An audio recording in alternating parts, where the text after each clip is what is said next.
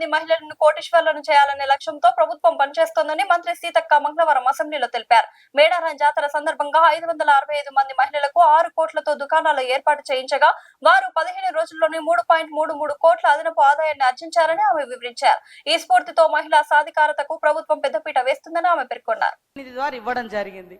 మీ లెక్క మేము రెండోసారి అధికారానికి వచ్చినాక 1 రూపాయి కూడా మీరు మహిళలై వడ్డీ లేని రుణాలు ఇవ్వలేదు. పైగా 3,000 కోట్ల రూపాయలు వాళ్ళ మీద భారం పెట్టిపోయినరు. మేము ఈ 6 నెలలకు ఒకసారి 3 నెలలకు ఒకసారి వాళ్ళ ఇచ్చిన ఇప్పటి వరకు దాదాపుగా 1121 కోటి రూపాయలు 1121 కోట్ల రూపాయలు వాళ్ళ వడ్డీ డబ్బులను అంటే వాళ్ళ వడ్డీని పే చేయడం జరిగింది. మేము ఎగ్గొట్టలే అధ్యక్ష, చేస్తా ఉన్నాం. ఎందుకు ఇంత లేడీస్ అంటే మీకు అంత వ్యతిరేకం? అరే ఒక లక్ష్యం పెట్టుకున్నాము, ఆ లక్ష్యాన్ని ఆ సంకల్పాన్ని రీచ్ కావాలనుకుంటున్నాము. మేము ఇవాళ మీరు మూతేసినటువంటి శిల్పారామం దగ్గర 106 షాప్స్ మహిళలకు వివిధ గ్రామాల నుంచి ఉత్పత్తి చేసినటువంటి వాళ్లకు మార్కెట్ సౌకర్యం కల్పించినాం.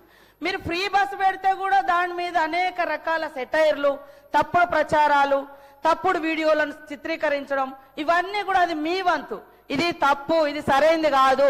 తరతరాల అణిచివేత నుంచి ఆత్మగౌరవంతో, అస్తిత్వంతో, ఆత్మవిశ్వాసంతో ముందుకొస్తున్నటువంటి ఆడవాళ్ళ వెంట సపోర్టుగా ఉండండి, సహకరించండి.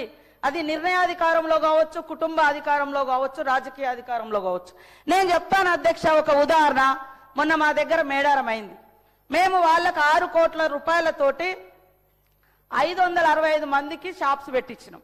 మొత్తం వాళ్ళు with in few days, just 10 days నుంచి 15 డేస్ లో 3,33 లక్షల రూపాయలు అదనంగా వాళ్ళు సంపాదించుకోవడం జరిగింది. టోటల్ వాళ్ళ ఇన్కమ్ ఎంత అంటే